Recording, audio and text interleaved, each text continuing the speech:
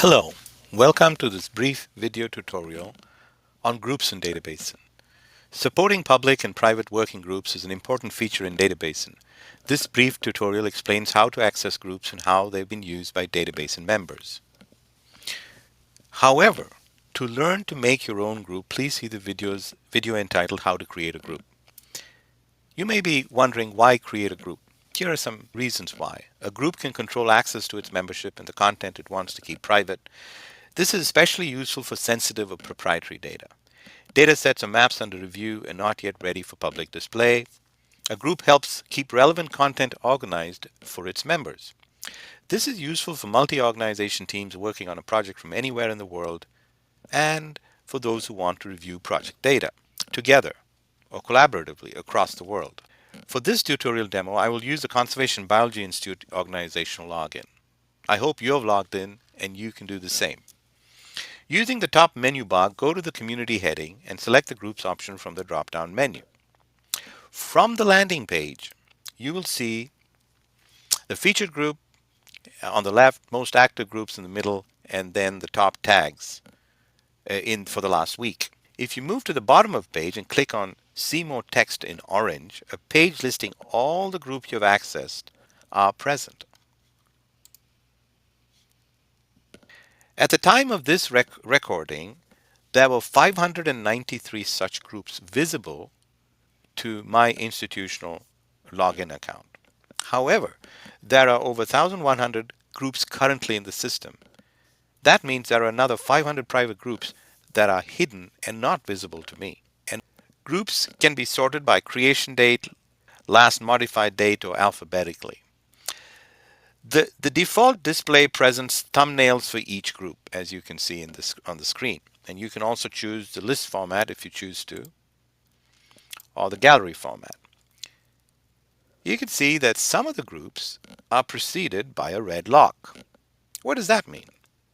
That denotes a private group, started by anyone who has a login and wants to keep the data and the membership private.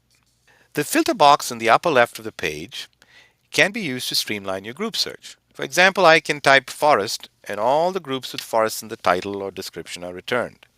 In this case, I believe there may be, let's see, 36 such groups are filtered from the 593 groups that I have access to. You will notice that most groups include a thumbnail image. To help attractively brand the group, if one is not provided, the group image is a silhouette of a leaf, as you can see. Groups can serve several goals depending on what you start your group for. You could address all of these goals or any one of them. For example, negotiations. Let me go back to all the groups and show you some of these examples. So for negotiations, the Birla Canopy Ogoki Agreement. This was in Ontario, Canada. This was used in negotiations between a nonprofit and a timber company to avoid logging areas that were critical wildlife corridors. Then a lot of groups are used for data review. The Sonoma County Wildfire Resilience Planner is such a group that was used, like you can see down here at the bottom corner, was used for reviewing data as well as sharing data that is displayed in an easy to use tool that's linked to this site. Some groups are used for project participation, like the Ranchlands Mapping Group or the Solar Industry Stakeholder Group, the Farmland Agriculture Mapping Group. Several groups are used for monitoring and management. And one such group here is the Southern Sierra Nevada Fisher Conservation Strategy. This is a listed species, and this group was started for ecological monitoring and management. There are groups started for educational purposes, like the Coastal North Carolina Environmental Impact Analysis. This group was started by the Eastern Carolina University professor as a resource group and a learning resource group for her students.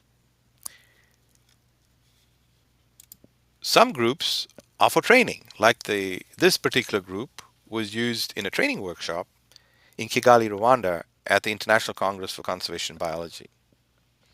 And of course, a lot of groups are used for project data management and to be able to store data, to be able to work on them together, and to be able to share the data to relevant stakeholders. So the Tuolumne Utilities District Wildfire Defense Plan private group is one such example. There are several such examples in the group. To learn how to create and manage your own group, see the video entitled How to Create a Group. Thank you very much for watching.